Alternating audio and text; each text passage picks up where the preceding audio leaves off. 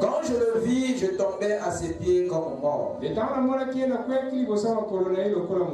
posa sur moi sa main droite en disant de grands points. Je suis le premier, le dernier et le vivant. J'étais mort et voici, je suis vivant au siècle des siècles. Je tiens les clés de la mort et du séjour des morts. Amen. Prions le Seigneur. Dieu notre Père Céleste, nous te sommes reconnaissants, Père, de nous avoir accordé le privilège de comparaître dans ta présence. Et nous savons que derrière ton appel, il y a toujours un message. C'est pourquoi, Père, nous voulons que tu disposes nos cœurs pour recevoir ta parole. Que la foi soit trouvée dans nos âmes, afin que ta parole puisse germer jusqu'à devenir l'arbre de vie en nous, et qu'à ta venue tu puisses en récolter le fruit. Nous te remettons ces moments de communion. Puisses-tu descendre comme on était et bénir nos âmes assoiffées. Seigneur Dieu, s'il y a en nous quelque chose qui t'a déplu, viens nous pardonner, Père. Nous regarder au travers de ton sang, le sang de l'alliance nouvelle qui a été versé pour notre rédemption. Ne laisse personne repartir ce soir tel qu'il est venu. Qu'un miracle se produise dans nos vies, Seigneur. Reçois chacun dans ta présence et exauce chaque requête, Père. Viens oindre ce service et délivre nos âmes de la mort et du séjour des morts. Car tu es celui qui tient les clés. Dans le nom de Jésus-Christ. Amen. Je vous prie de vous asseoir pendant que nous prenons Ésaïe 14.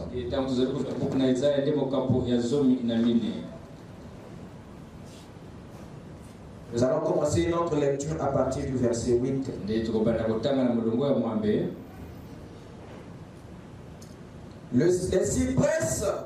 Les cypresses même, les cèdres du Liban, se réjouissent de ta chute.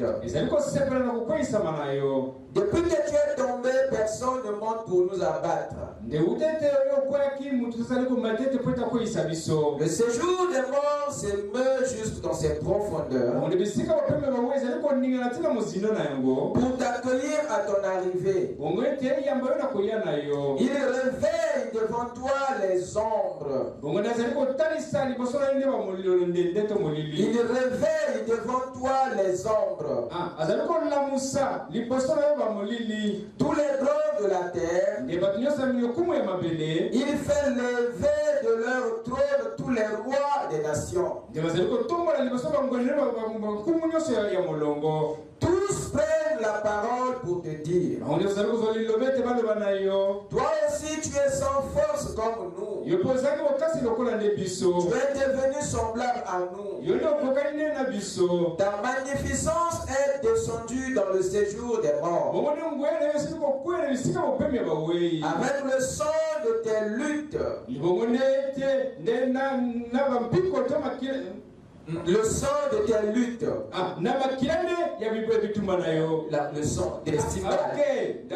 Le sang de tes luttes. Amen.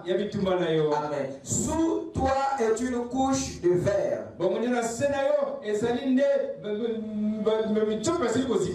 Et les verres sont ta couverture. Te voilà tombé du ciel, astre brillant, fils de l'aurore. Tu es abattu à terre. Toi, le vainqueur des nations. Tu disais en ton cœur, je monterai au ciel. Je lèverai mon trône au-dessus des étoiles de Dieu.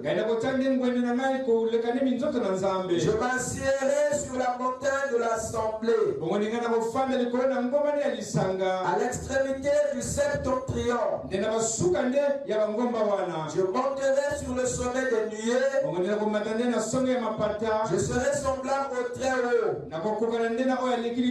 Mais tu as été précipité dans le séjour des morts. Dans les profondeurs de la fosse. Ceux qui te voient, ils fixent sur toi leur regard. Ils te considèrent attentivement.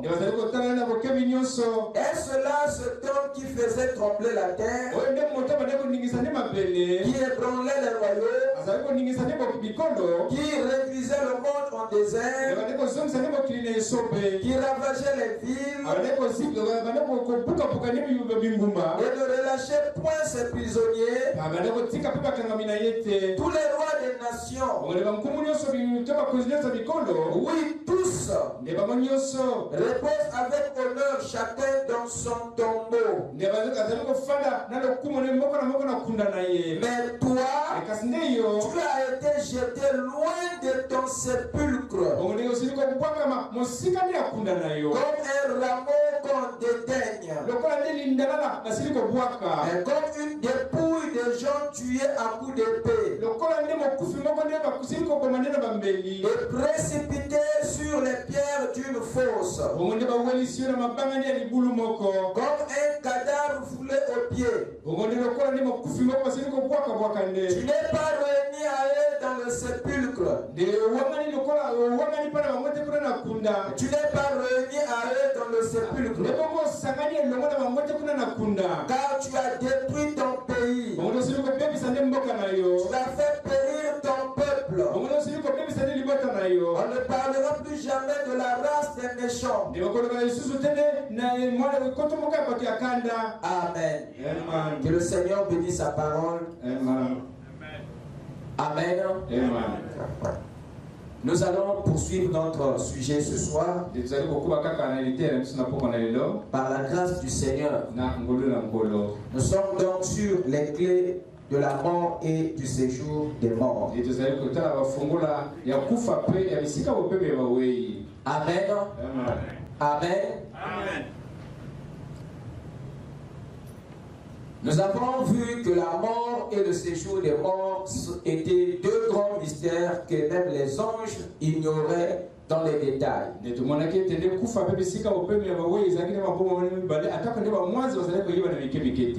il a fallu que les anges pêchent et pour qu'ils puissent découvrir le mystère de la mort et du séjour des morts. Il y a 8 points que nous devons retenir au sujet de la mort et de son mystère.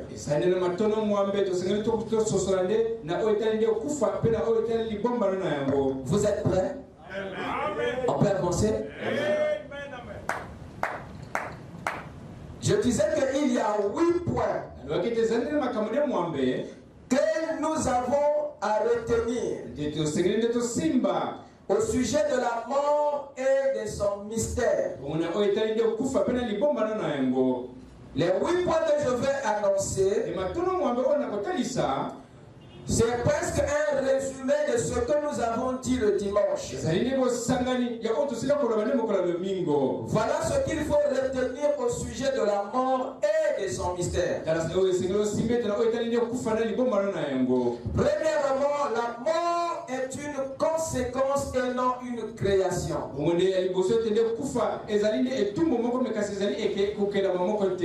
Deuxièmement, la mort est une perversion de la vie. Troisièmement, la mort est une séparation avec la vie. Quatrièmement, la mort est une interruption de la vie. Cinquièmement, la mort est une extinction de la vie. Sixièmement, la mort est un état. Septièmement, la mort est un retour vers l'inexistence.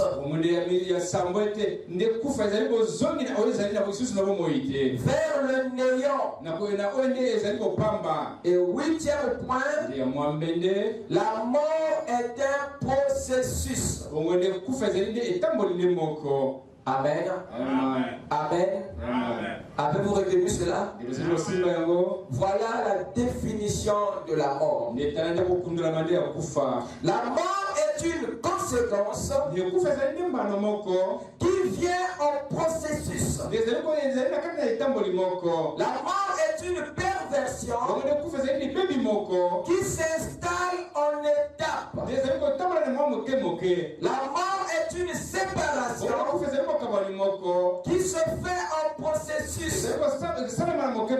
C'est une interruption qui s'installe en étape.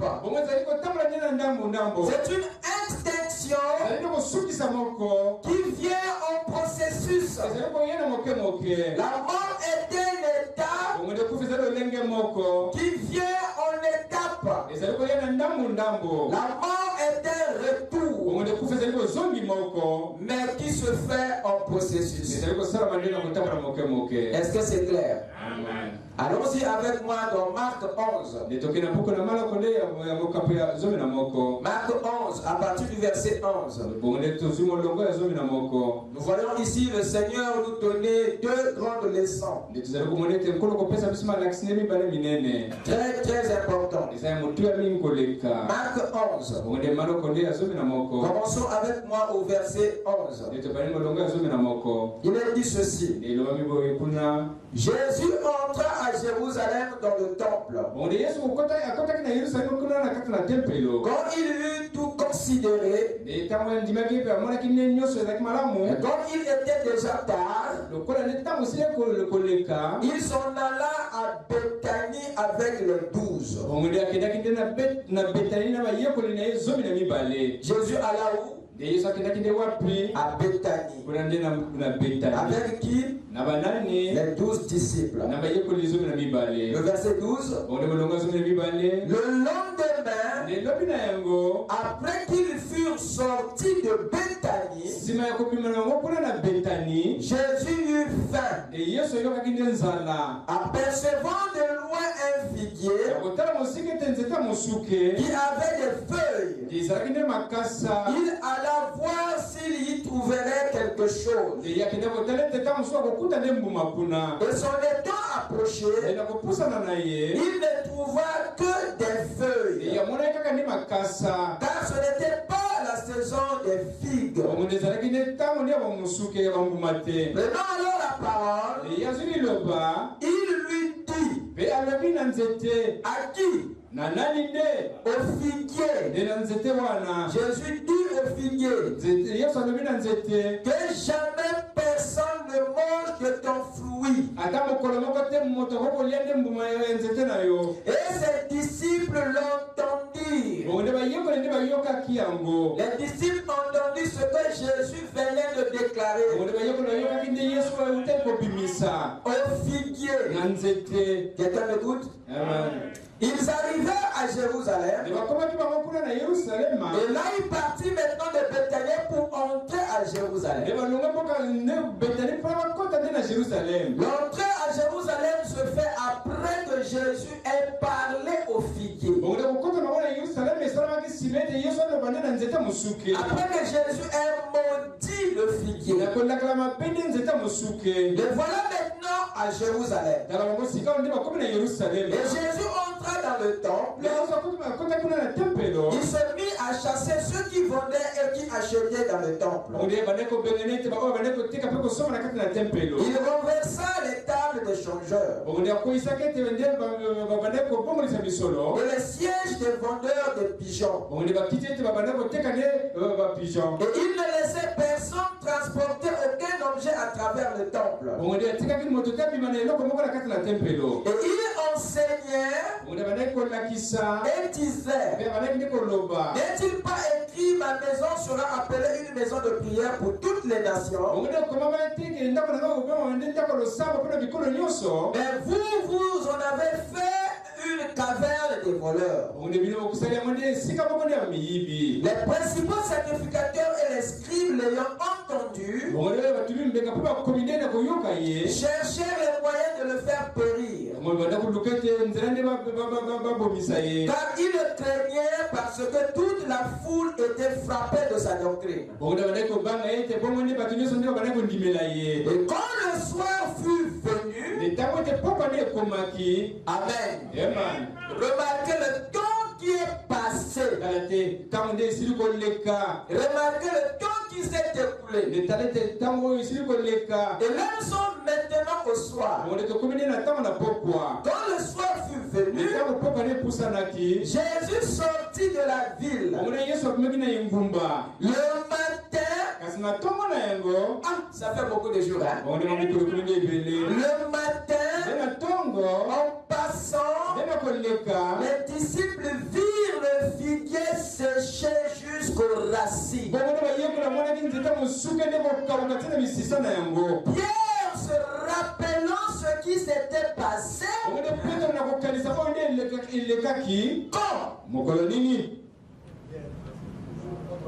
Amen. Se rappelant ce qui s'était passé,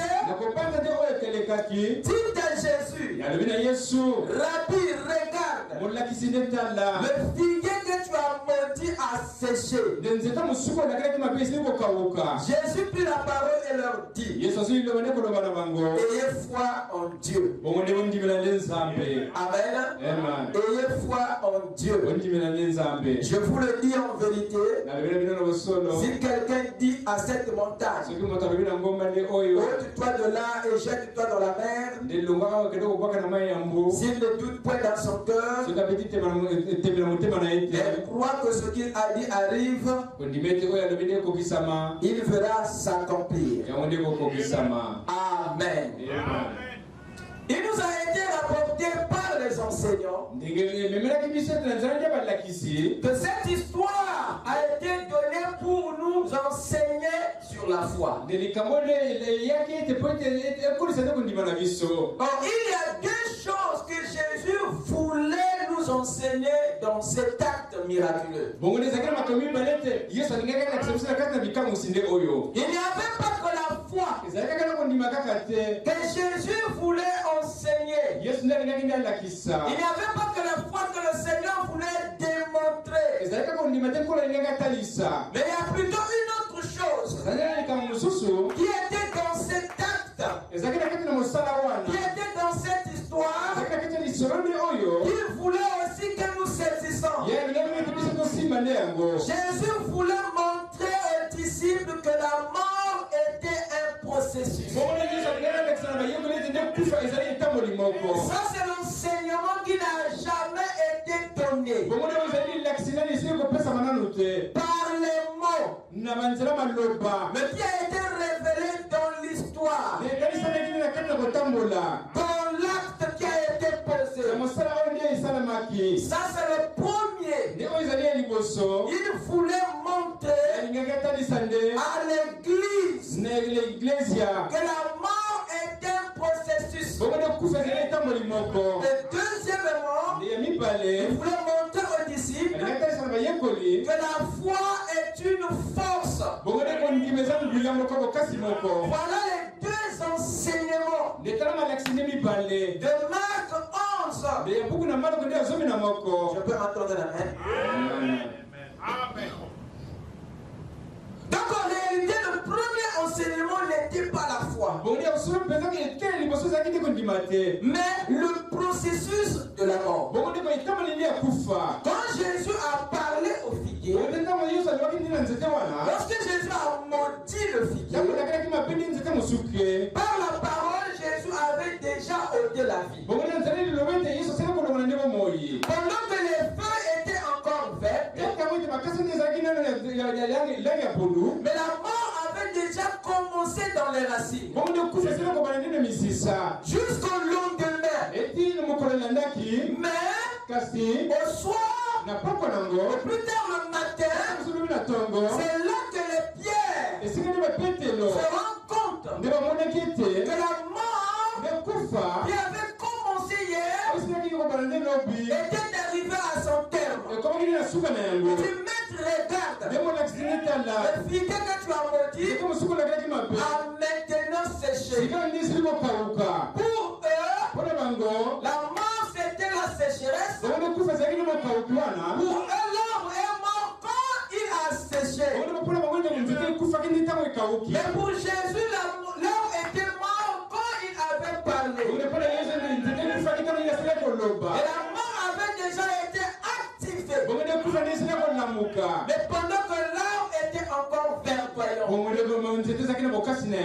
on peut être en vie et mort à la fois. Parce que la mort commence à l'intérieur. Dites amen. C'est un processus. Quand il arrive à la fin, c'est là où vous dites qu'il est mort. Mais lorsque le processus est au début, je sais que la chose est déjà morte. Amen. Lazare est mort à quel moment? C'est quand sa maladie a commencé. C'est là où Lazare était déjà mort. Pas 4 jours après. Ou bien quelques jours après. Amen. On peut dire à Jésus, Lazare ton frère est malade. Amen. La mort de Koufa avait déjà commencé. Amen. Amen. Et nous avons vu avec vous que le péché ou la désobéissance à la parole est ce qui active la mort, ce qui réveille la mort, ce qui déclenche la mort, ce qui active ce processus. Et la désobéissance est la loi Deutéronome qui actionne la mort. Le prophète dit ceci dans l'âge de l'église de Smyrne. Paragraphe 118. Or la mort, le mot mort vient de... C'est ceci, c'est la séparation. Le mot mort, c'est la séparation. Maintenant, quand on est séparé de Dieu par le péché, on est déjà mort. C'est la Bible qui le dit. Nous sommes séparés de Dieu. Nous sommes retranchés. Nous sommes morts par nos péchés et nos offenses. Nous sommes étrangers à Dieu et à sa communauté. Voilà ce qu'est la mort. C'est la séparation. Quand cela a lieu par le péché, le prophète montre déjà que nous sommes retranchés. Et nous sommes déjà éloignés. Nous sommes déjà morts. Retranché, étranger à Dieu et à sa communauté. Une fois que les anges avaient péché, leur espérance de vie commença à diminuer. L'hémorragie de la vie commença en eux. Étant maintenant séparés, frappés des morts par le péché de la désobéissance, ils furent ensuite jetés dans un autre environnement que la Bible appelle séjour des morts, que la Bible appelle enfer. Autrement dit, les abîmes des ténèbres, les régions inférieures, le Hades. Qu'est-ce que c'est? C'est un endroit de tourment. Même les anges déchus n'apprécient pas leur nouveau environnement. Nous avons vu cela dans Ésaïe 14. Là où il fut précipité dans les profondeurs, dans son sépulcre, c'est là où ils furent jetés. Psaume 107 dit la même chose. Et 2 Pierre 2 verset 4 nous confirme. Et Jude appuie encore cette affaire. Et lui nous montre que c'est dans les ténèbres que ces anges étaient scellés. Et le prophète dit ceci dans les âmes qui sont maintenant en prison. Paragraphe 240. Il dit ceci. Souvenez-vous des anges qui n'ont pas gardé la dignité de leur rang, mais qui ont été gardés là-bas dans cette prison, dans les ténèbres dans lesquelles le monde marche aujourd'hui. Dans cette même prison, il n'y a pas de repentance possible. Est-ce que quelqu'un écoute ça? Le prophète nous montre que ces anges furent emprisonnés dans une dimension. La prison dont il parle ici, c'est une dimension. C'est un endroit réel. Avant qu'ils soient précipités sur la terre, comme le mot le dit, ils étaient transférés dans une nouvelle dimension que le Seigneur leur avait maintenant attribuée. Après qu'ils soient expulsés de sa présence, ils devaient maintenant aller dans le lieu des âmes déchues, le lieu des âmes mortes. Est-ce que je peux entendre un amen? Alors j'aimerais maintenant en quelques mots parler sur le séjour des morts et de son mystère. Dieu a un principe qu'il respecte dans la création. Il ne crée jamais une créature avant son environnement. Il ne crée jamais un être avant sa demeure. L'environnement a toujours précédé la créature dans la création. Qu'est-ce qui se passe? Dieu crée d'abord l'environnement avant de créer la créature. Parce que c'est un principe dans la création. C'est l'un de ces principes dans la création. Créer d'abord l'environnement avant de créer la créature. Raison pour laquelle il a d'abord créé la terre avant de créer l'homme. Voilà pourquoi il a d'abord créé la faune, avant de créer les animaux. Pourquoi? Parce que la faune est l'environnement des animaux. La terre est l'environnement de l'homme. Il a d'abord créé les eaux avant de créer les poissons. Parce que les eaux, c'est l'environnement des poissons. Dites amen. Il ne peut pas d'abord créer le poisson. Impossible. Ça va à l'encontre de ce principe avec la création. Il est de même pour le séjour des morts, que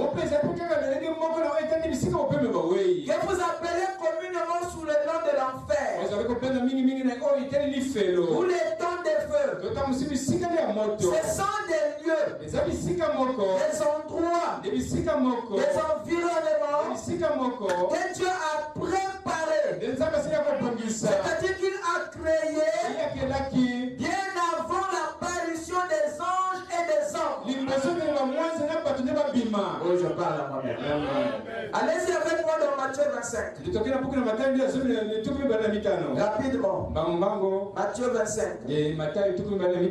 Prenez le verset 41. Ensuite, vous lirez le verset 46. Il dit ceci. Ensuite, il dira à ceux qui seront à sa gauche: retirez-vous de moi, maudits, allez dans le feu éternel qui a été préparé pour le diable et pour ses anges, qui a été préparé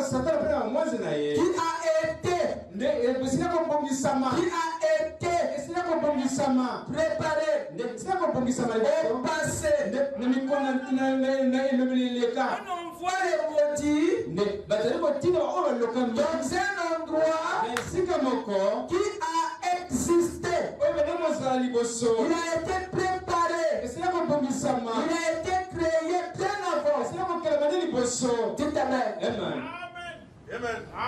Ces maudits-là n'ont pas péché, ensuite Dieu a créé. Ils vont dans un endroit qui avait déjà été créé. Ou préparé. Dites amen.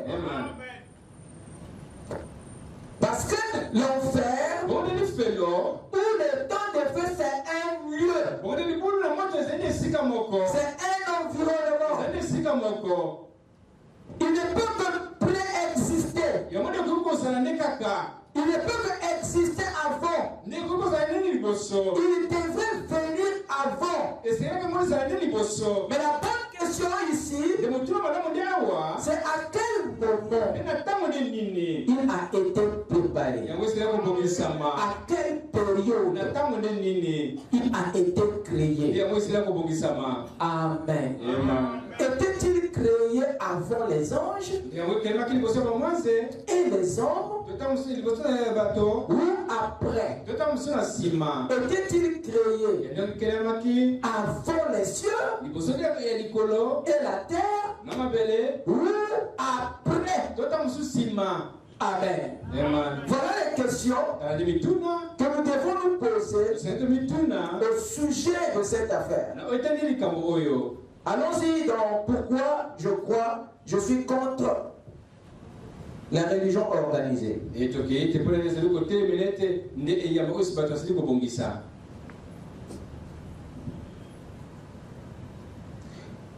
dit ceci.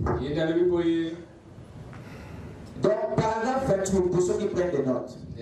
Pourquoi je suis contre les religions organisées de 1962, paragraphe 28 en bas. Je prends ici une déclaration qu'il a faite.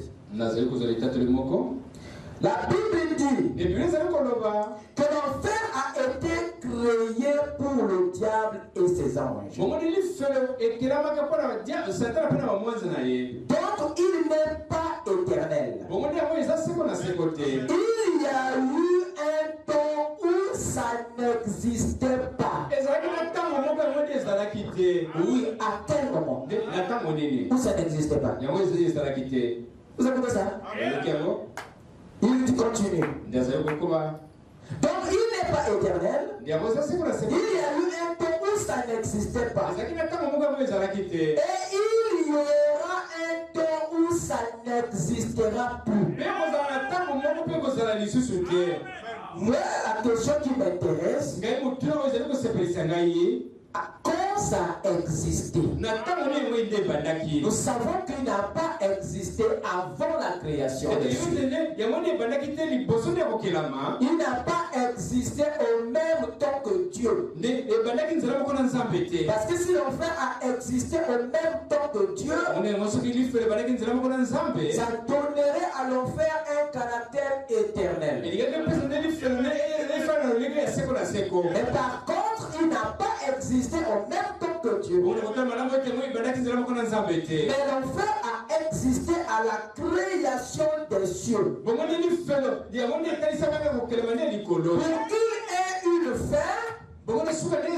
l'enfer doit avoir un commencement. Or, l'enfer est une dimension des cieux. Quand je parle à quelqu'un. Il ne peut pas avoir existé avant les cieux. Il ne peut qu'avoir existé à la création des cieux. Parce que c'est une dimension des cieux. Quelqu'un peut dire amen? Prenez avec moi Genèse 1. Lisez le premier verset.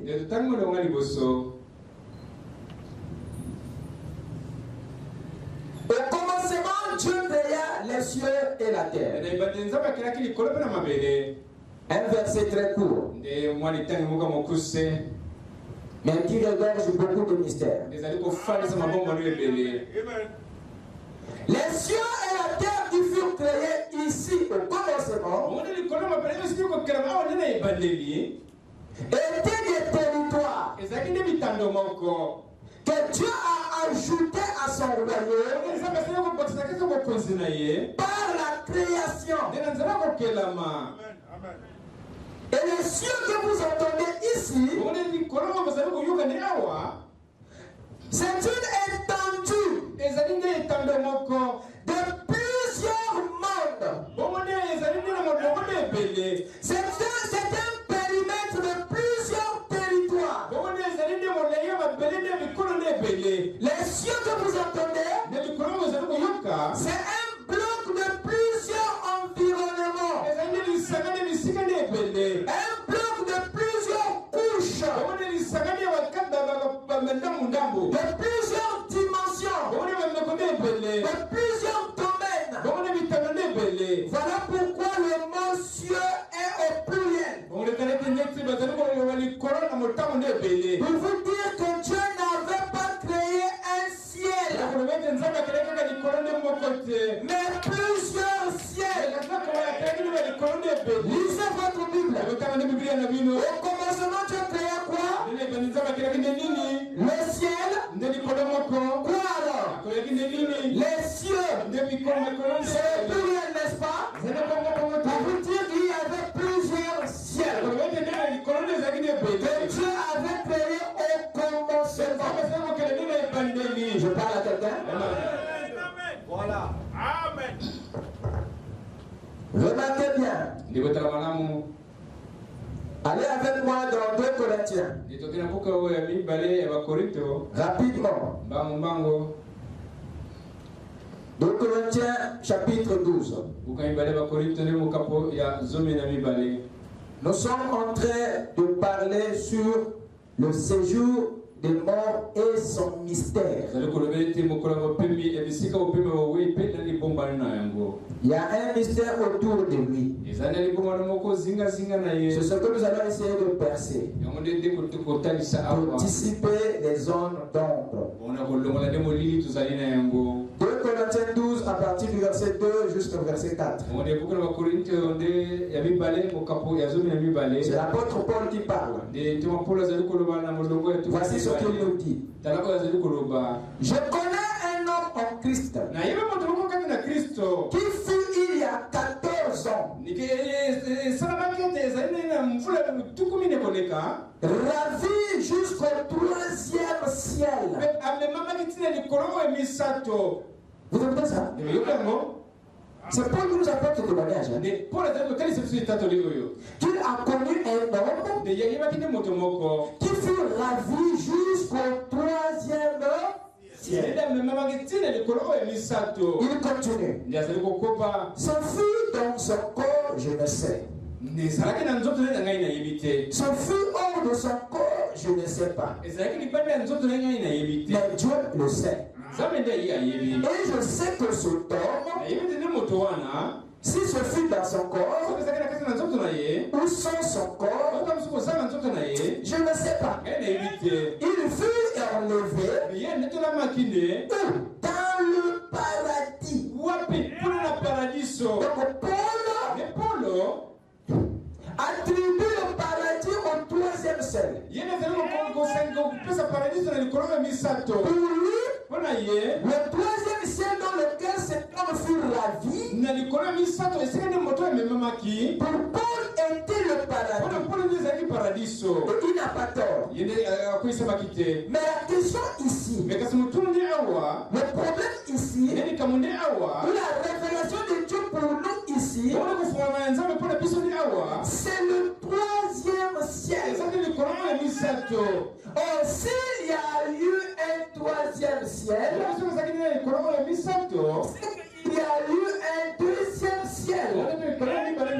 Il ne peut pas y avoir un 2e ciel s'il n'y a pas forcément un 1er ciel. Et l'homme dont Paul nous parle fut ravi dans le 3e ciel. C'est-à-dire qu'il est parti au-delà du 1er et du 2e. Donc en créant les cieux, Dieu avait créé ces 3 ciels. Dans les cieux, vous savez le 1er ciel, le 2e ciel et le 3e ciel. Ce sont ces 3 ciels qui forment les cieux, qui fut créé au commencement. Et ces cieux que vous voyez ne sont pas les cieux de l'éternité. Ce sont les cieux du temps. Parce qu'ils ont un commencement. Ils ont été créés. Je veux entendre l'amen. Amen. Ce sont des cieux du temps. Ils ont tous un commencement. Amen. Avant que Dieu ne les crée, Dieu avait son environnement de vie et de demeure. Pour dire que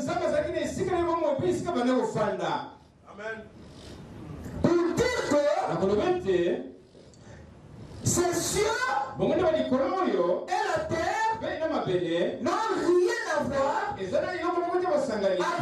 l'environnement initial de Dieu. Quand Dieu crée les cieux et la terre, il se tient dans son environnement initial. Il n'a pas besoin de ces cieux et de cette terre pour avoir une demeure. Je parle à quelqu'un? Il crée ces cieux et la terre pour les peupler. C'est pas pour qu'ils soient vides. Ce sont des territoires qu'il a ajoutés par la création. Son intention pour les avoir créés, c'est pour étendre son royaume dans les contrées visibles du temps.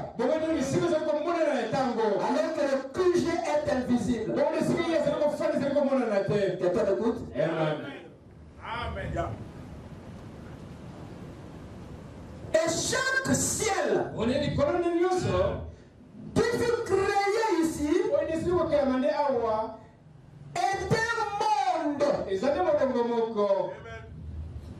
Et dans chaque monde, ou chaque ciel, il y a des dimensions. Et dans chaque dimension, il y a des sous-dimensions. C'est ça le concept du monde. Quand Frère Branham parle, allez avec moi dans question-réponse. Question et réponse de 1959. Paragraphe 161 à 162. C'est un frère ou une personne qui pose la question au prophète. Il dit ceci. Y a-t-il plus qu'un monde? Oui, il y a une multitude de mondes. Votre Père a créé plusieurs mondes. Hébreux chapitre 1, frère Madame donne des Écritures. Verset 2. Hébreux chapitre 11. Verset 3. Il y a une multitude de mondes. Dieu a créé les mondes. M-O-N-D-E-S. Monde. Une autre question vient. Y a-t-il plus qu'un ciel? C'est la même question qui est posée avec un autre mot. Oui. Dans 1 Corinthiens 12. Dans 1 Corinthiens 12, verset 3, Paul dit qu'il a connu un homme qui a été ravi jusqu'au 3e ciel. Dans l'Apocalypse et tout, il y en a plus encore. Il va falloir que je me dépêche. Amen. Voilà comment est-ce que Frère Branham répond à ceux qui avaient une confusion au sujet des mondes. Le prophète nous éclaire que Dieu a créé plusieurs mondes et plusieurs cieux. Et Paul dans 2 Corinthiens ici nous donne le type.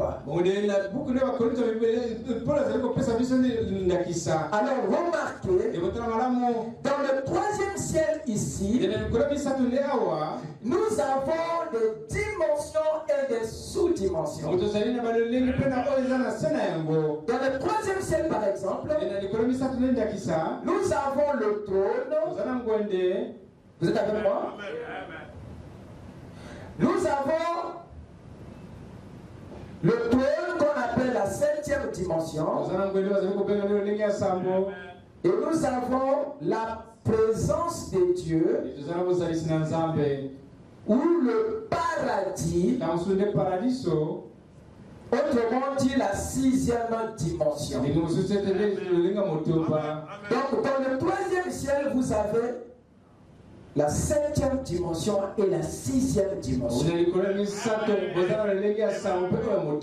Le trône et le paradis.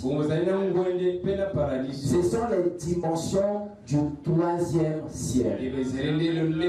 Donc quand Paul dit que j'ai vu un homme qui fut ravi jusqu'au 3e ciel,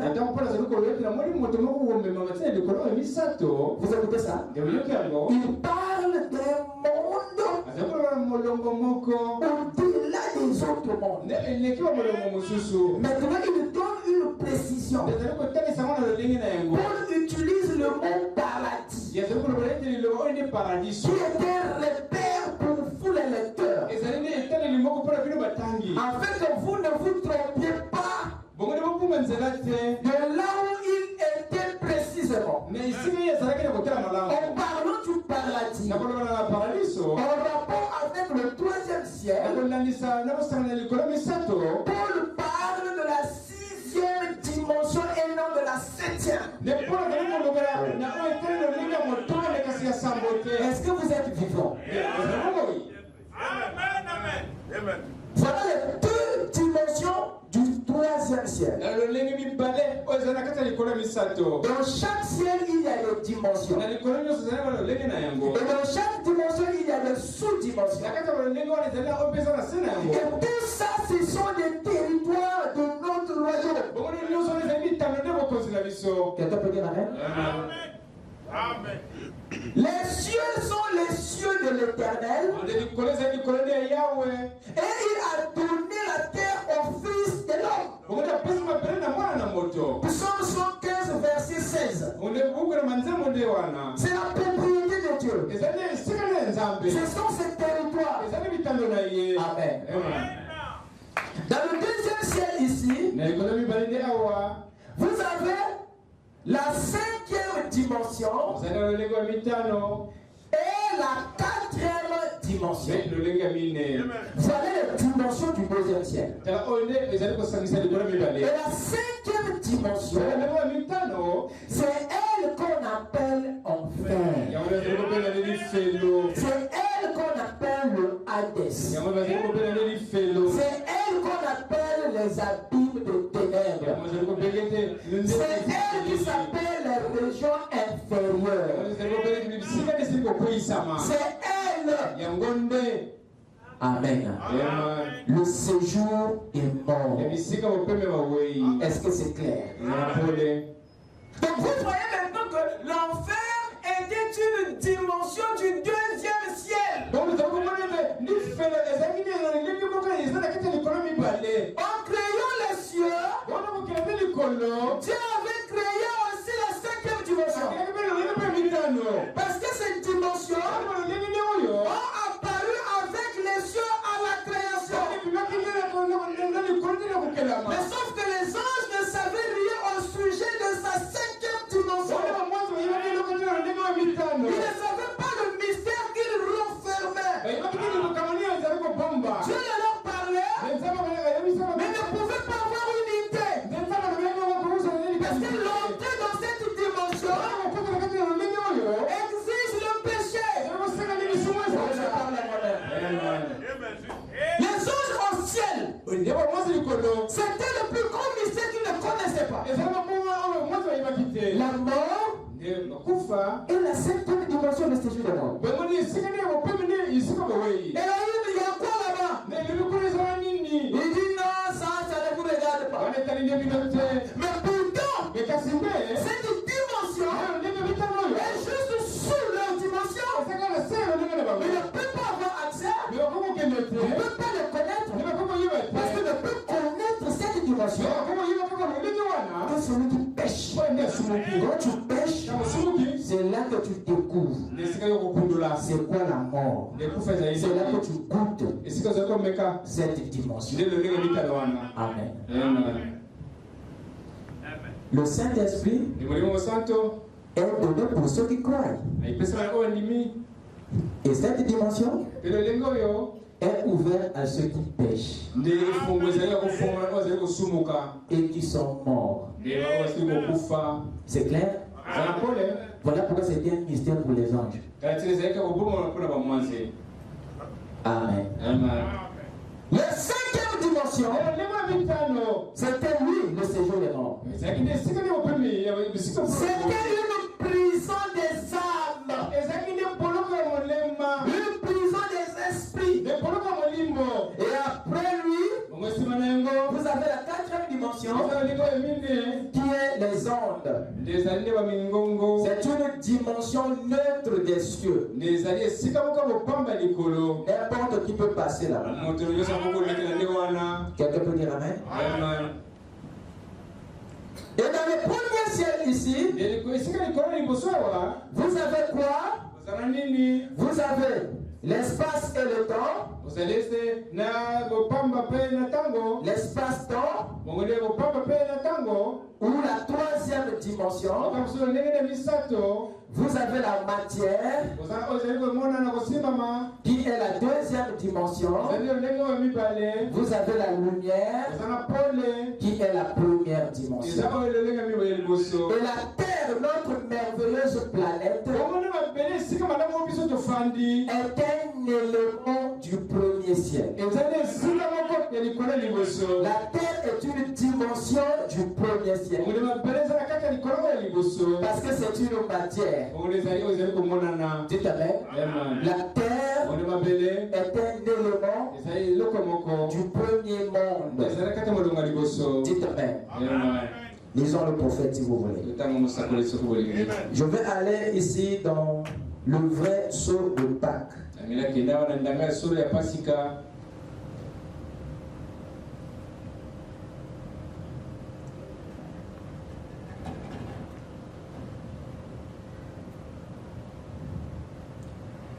Je pense que c'est le sceau de Pâques. Oui, le vrai sceau de Pâques.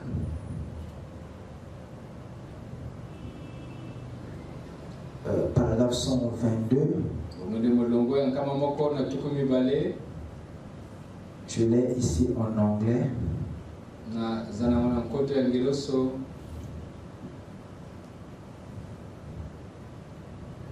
Je vais essayer de l'interpréter pour vous.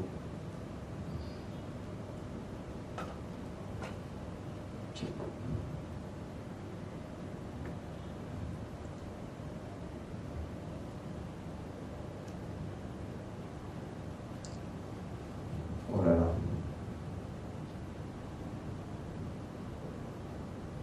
Excusez-moi.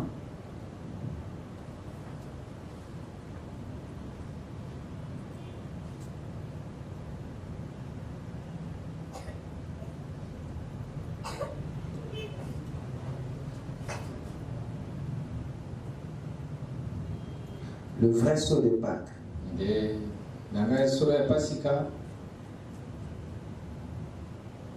Ouais. Le paragraphe 122. La dernière partie du paragraphe. Ou la partie B, si vous voulez. Le prophète dit ceci.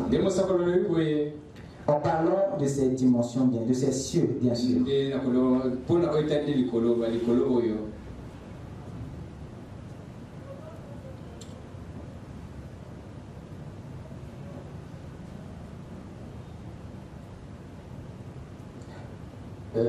Now, we are sitting together in heavenly places in Christ Jesus. Maintenant, nous sommes assis ensemble dans les lieux célestes en Christ Jésus. Now, we realize that Jesus, the body of Jesus. Maintenant, nous voyons que Jésus, le corps de Jésus, était enlevé dans la résurrection. And now we know that the Bible speaks of three events. Nous voyons que la Bible parle de trois ciels. We know it. Nous savons cela. First event, second event, and third event. Le premier ciel, le deuxième ciel et le troisième ciel. Amen. Frère Branham, on aborde ici. Il appuie ce que la Bible a donné ici dans 2 Corinthiens. Il parle du premier ciel, du deuxième ciel et du troisième ciel.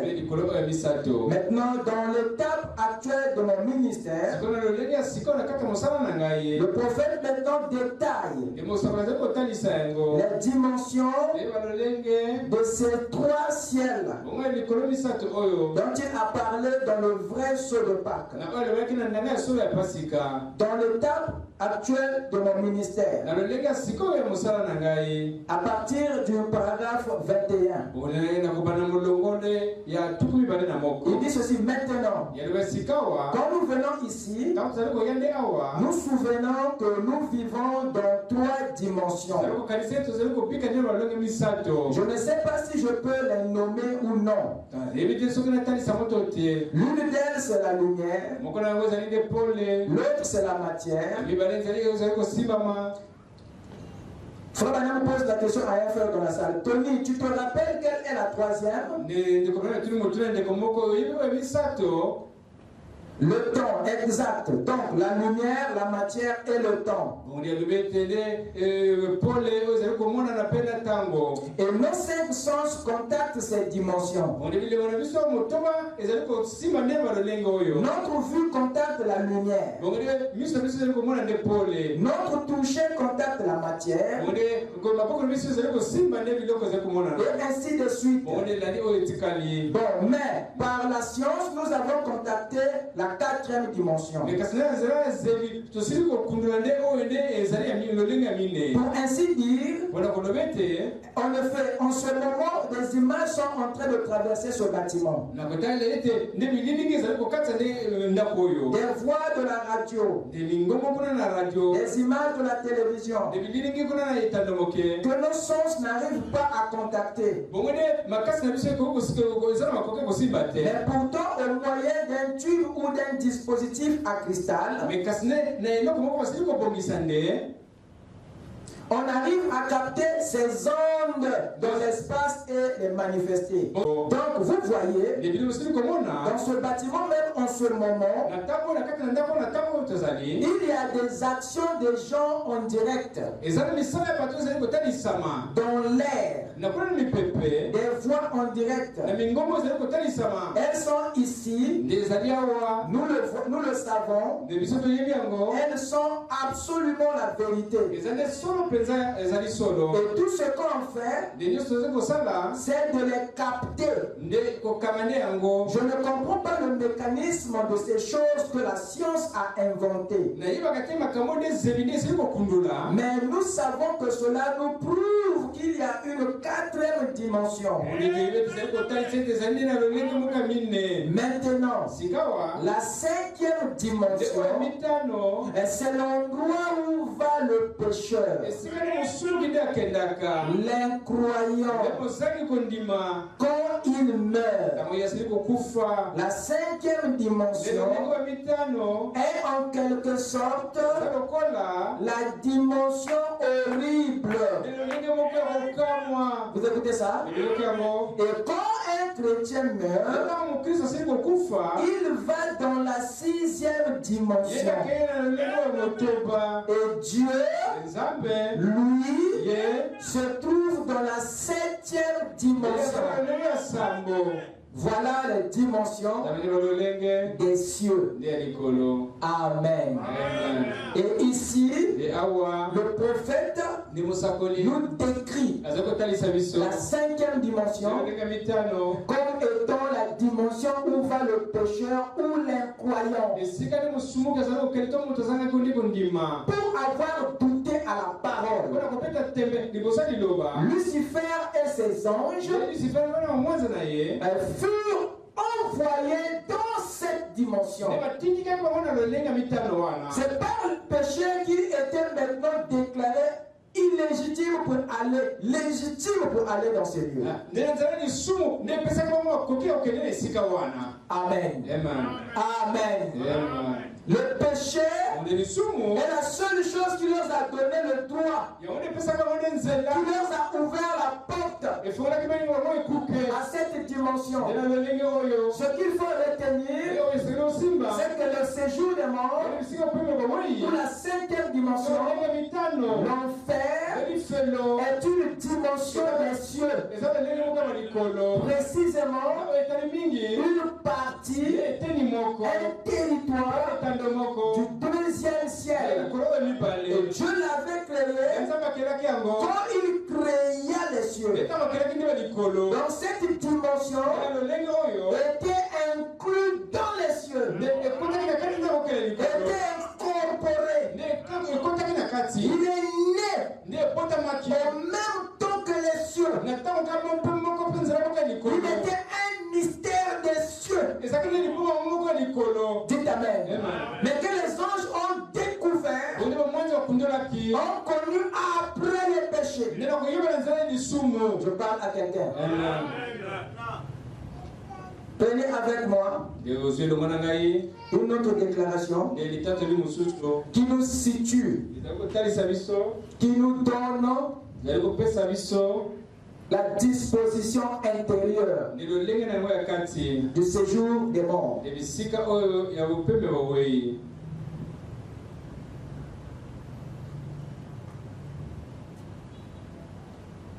Écoutez mes chers amis. Dans la prédication, God perfecting his church, Dieu perfectionnant son église. Dieu perfectionnant son église. Paragraphe 52.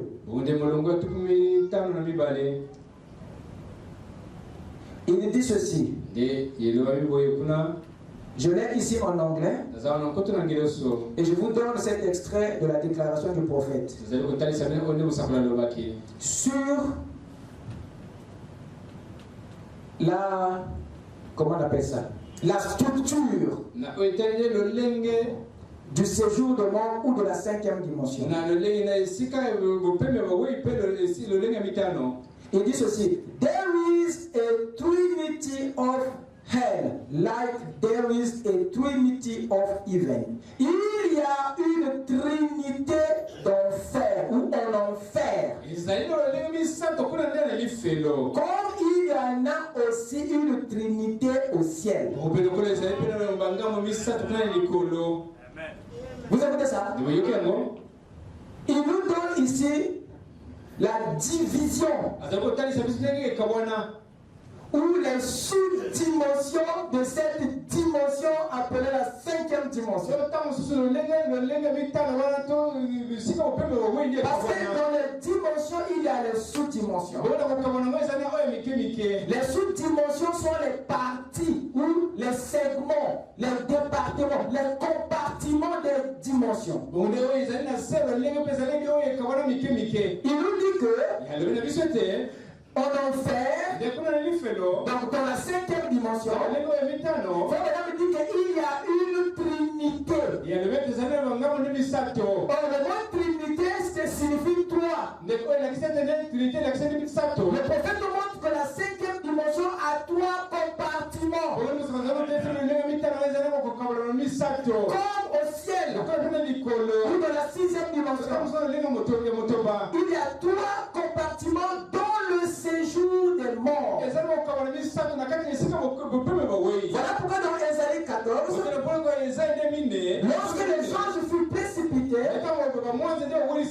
le Saint-Esprit a parlé des profondeurs. Vous écoutez ça? Parce qu'il y a le milieu et la surface. Il y a le milieu et la surface. Déjà dans l'Ancien Testament, on nous donnait déjà un repère sur les compartiments du séjour des morts. Il y a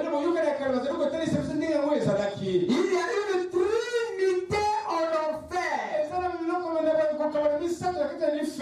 Et lorsque Jésus était venu, nous avons vu ça. Vous écoutez ça? Il y a la première partie.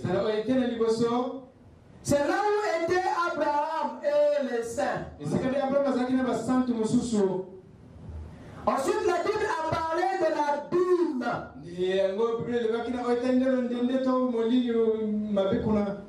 Vous êtes avec moi? Et là-bas, dans le séjour des morts, il y avait quoi? Il y avait là où était le jeune homme riche. Je prends d'abord l'histoire que Jésus raconte au sujet du séjour des morts. Il y avait le jeune homme riche qui était dans les tourments, dans les flammes. Vous êtes avec moi? Et plus bas, vous avez eu les démons et le diable lui-même. Mais lorsque les saints furent pris à la résurrection de Jésus, alors tout le séjour des morts fut réorganisé. Vous avez maintenant la partie des âmes pécheurs. Vous avez maintenant l'endroit des démons. Et vous avez maintenant le lieu de Satan lui-même. Et quand il parle de cette trinité, il parle de trinité en enfer. Frère parle de ces trois compartiments de l'enfer. La première dimension des pécheurs, là où vont les pécheurs, et la deuxième dimension de la cinquième dimension qui est l'endroit des démons, et la troisième dimension de l'enfer qui est le trône, la profondeur, c'est-à-dire la tombe de Satan lui-même. Lorsqu'il fut précipité, Dieu avait déjà choisi la place de Lucifer. Lorsqu'il fut envoyé dans le séjour des morts, le diable vint dans les profondeurs et les démons vinrent ici dans la deuxième partie. Et la première partie attendait maintenant les pécheurs, les esprits des hommes déchus. Mais les démons sont dans la deuxième partie. Le diable lui-même est dans la dernière. Ça, ce sont les sous-dimensions de la cinquième dimension. Voilà le séjour des morts. Voilà l'enfer. Voilà le Hadès. Voilà les abîmes. Amen. Prenons une écriture avant de clôturer.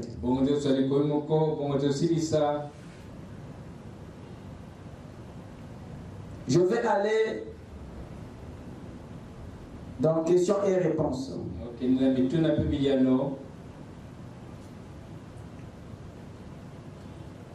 Questions et réponses.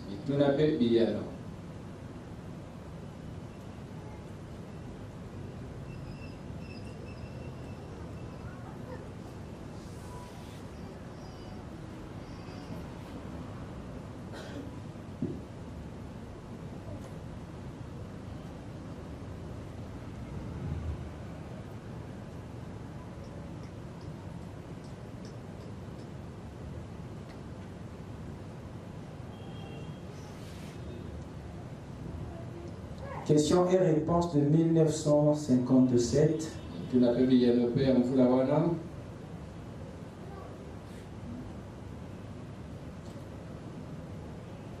Prêcher le 2 du 7e mois.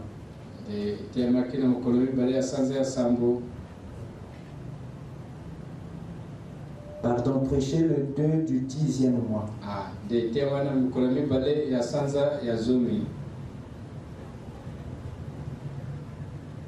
Je vais prendre le paragraphe 402.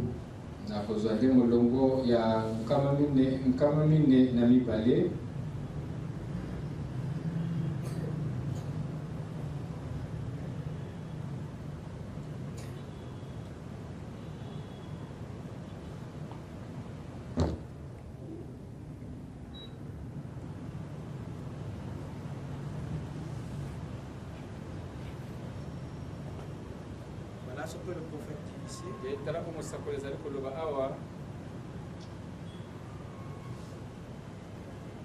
Il dit ceci, maintenant.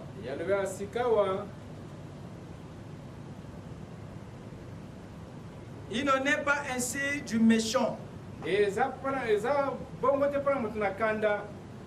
va dans un lieu de tourment. Nous savons que c'est vrai. Le méchant est vivant. Il est dans un lieu de tourment. Il est dans un lieu où il ne fait pas il est dans un lieu de tourment.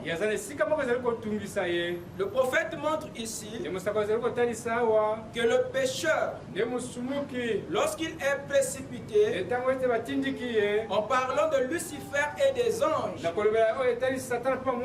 quand ils furent précipités dans le séjour des morts, ils vivaient encore. Mais la mort agissait déjà en eux. Mais le lieu des tourments les avait accueillis. Et ce lieu des tourments, c'est là où parle le pécheur et le méchant. Par la désobéissance, Lucifer et les autres furent classés dans la classe des méchants. Maintenant, le séjour des morts devait les absorber. Le séjour des morts, je vais terminer s'il vous plaît. Le séjour des morts est une expression qui signifie deux choses à la fois. C'est-à-dire, c'est un lieu et un temps à la fois. Je vais l'écrire ici. Nous avons ici le séjour des morts. C'est une expression qui désigne deux choses. Premièrement, le séjour est une durée ou un temps. Deuxièmement, le séjour désigne un endroit ou un lieu. Vous êtes avec moi? Raison pour laquelle il y a une différence entre séjour et demeure. Séjourner est différent de demeurer. En réalité, il y a une nuance entre séjour et demeure. Et Dieu n'a jamais appelé la cinquième dimension par la demeure des morts. Mais la Bible l'appelle séjour des morts. Ce nom fut donné, c'est pour nous indiquer quelque chose. C'est pour nous donner un message. C'est pour nous apporter une vérité, une révélation. On appelle séjour le petit temps que quelqu'un passe à un endroit. Séjourner, c'est vivre quelque temps, quelque part. Séjourner, c'est occuper un lieu pendant un certain temps. Dites amen. Donc nous comprenons que le séjour n'est jamais permanent mais temporaire. Et lorsque Dieu nous parle du séjour des morts, le message qu'il veut nous donner, c'est que cet endroit n'est jamais permanent. Ce lieu-là n'est jamais permanent. Pour dire que la cinquième dimension n'a pas un caractère éternel. C'est pour vous ôter la pensée d'un enfer éternel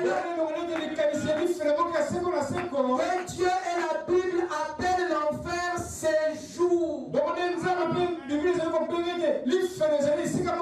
Afin que vous compreniez que l'enfer n'est pas éternel. Voilà pourquoi Dieu l'appelle séjour. Et c'est un temps limité. C'est un endroit temporaire. Et aucune éternité dans le séjour. Par contre, demeurer veut simplement dire vivre longtemps.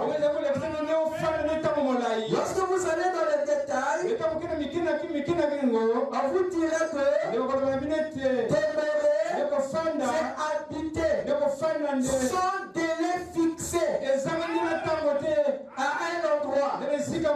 Dites amen. Pour nous montrer que Dieu ou la demeure n'est jamais temporaire, mais la demeure est permanente. Quelqu'un peut dire amen? Amen.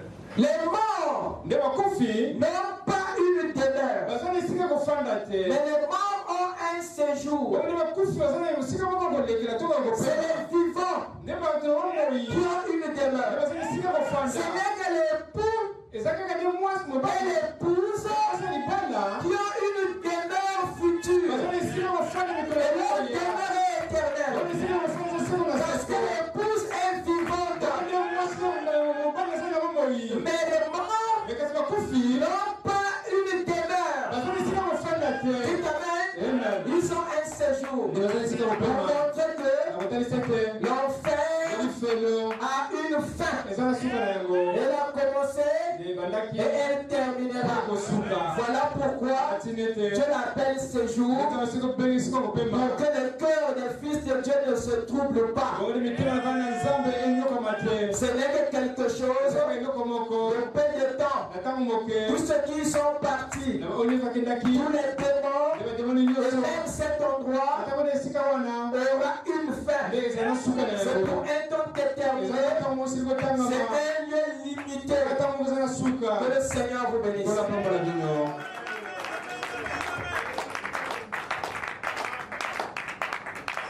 Les morts ont un temps, mais les vivants ont une éternité. Je parle des vivants en Christ. Que Dieu vous bénisse. Lèvons-nous, le temps est parti.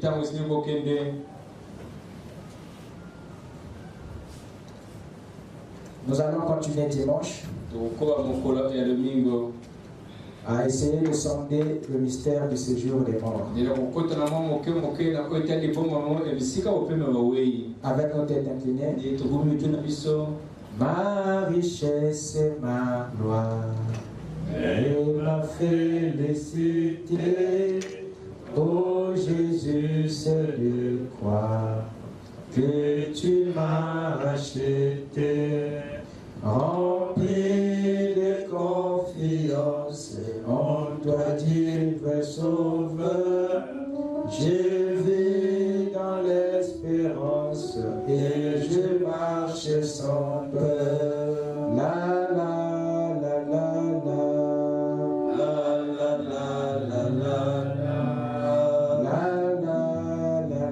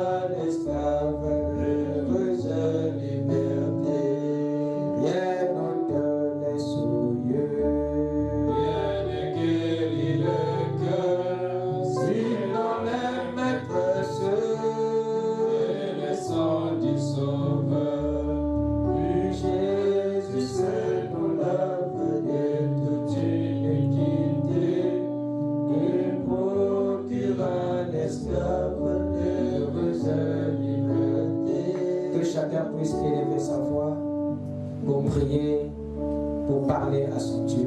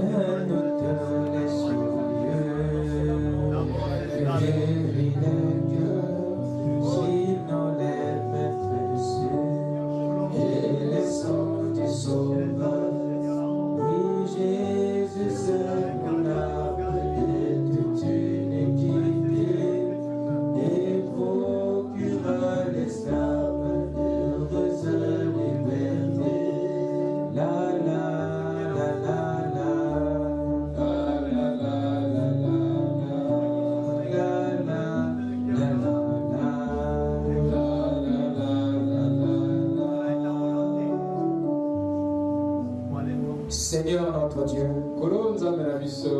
nous te bénissons Père Céleste